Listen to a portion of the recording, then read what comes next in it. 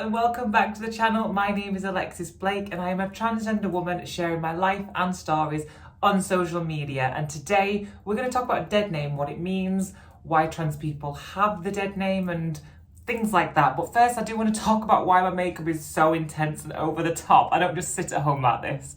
I've just filmed a tactic and my page will be tagged somewhere on my YouTube in my bio.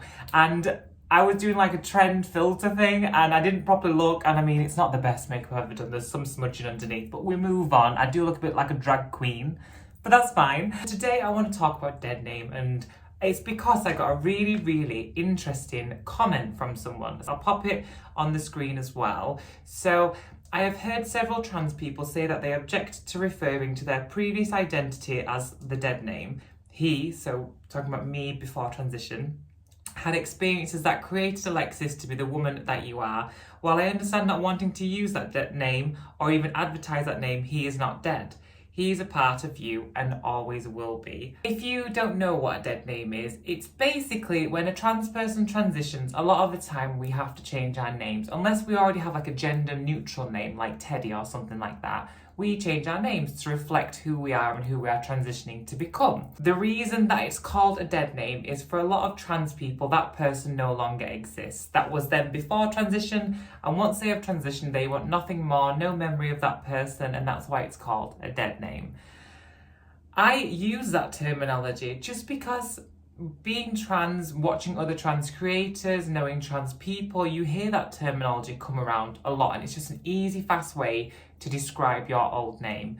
Do I think the old boy, well, I was a man, the old man version of me is dead? Absolutely not. He is still very much a part of who I am. I am still the same person. I've always been Alexis, just with a different outer shell and a different name. The person who I always was for 27 years of my life, I lived as a man with that name. So that's why it doesn't bother me, I guess. And it's kind of down to how you feel within yourself and how you transition. And for me personally, I have pictures of myself on social media of the old way I used to look because I'm not embarrassed or ashamed, and it's a very personal thing. But for me, it doesn't bother me because that was who I was for a really long time. And without that person becoming strong enough and brave enough, I wouldn't be sitting here, as silly as that sounds.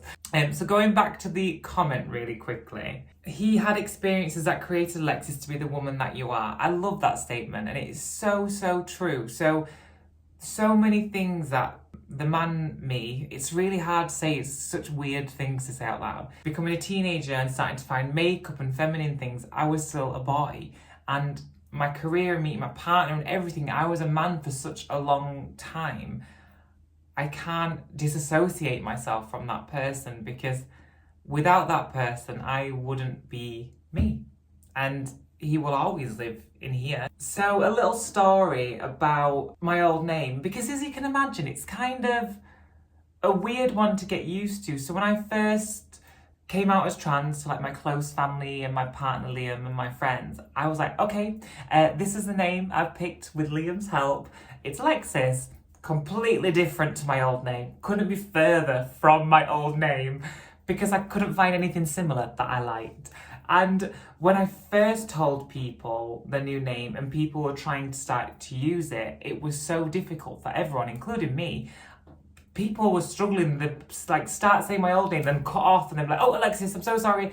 And it's fine. It's an adjustment. It takes a really long time. I'll talk about my mum, for instance. She knew me as my old name for 27 years. She gave me that name when I was born. And it wasn't a difficult adjustment because of me being trans. It was just a difficult adjustment because she had to rewire her brain and how she saw me to retrain herself to call me my new name. And I could see that it was really difficult for people to adjust to. Even Liam, my fiance, he called me my own name at the start for the first few months quite a lot by accident, and he used to say he when he pointed at me talking in some sort of situation. I never ever got angry at anyone calling me my old name because that's how they knew me for a really long time, and that's fine as well. One thing, because a few people have asked what my old name was, comments on videos. And I know it's curiosity and I completely understand. If I was in other people's position, that I kind of would want to know as well. So I do get that.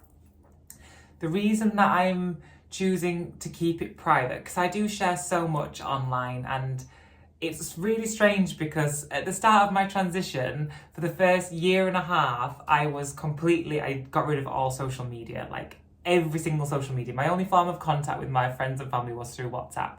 So I got rid of everything because I wanted to do it privately. I didn't want people gossiping and talking and judging who I know. So I got rid of everything, and it was the best decision I ever made. And then the plan was maybe eventually to go back on it. But then I came back to social media and it started on top tick.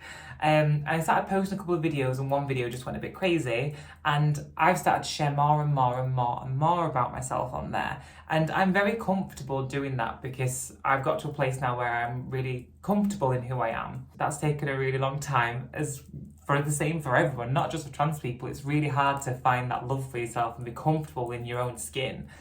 But the one thing, we've come back now from that crazy round the bend, the one thing that I don't really want to share on social media is my dead name.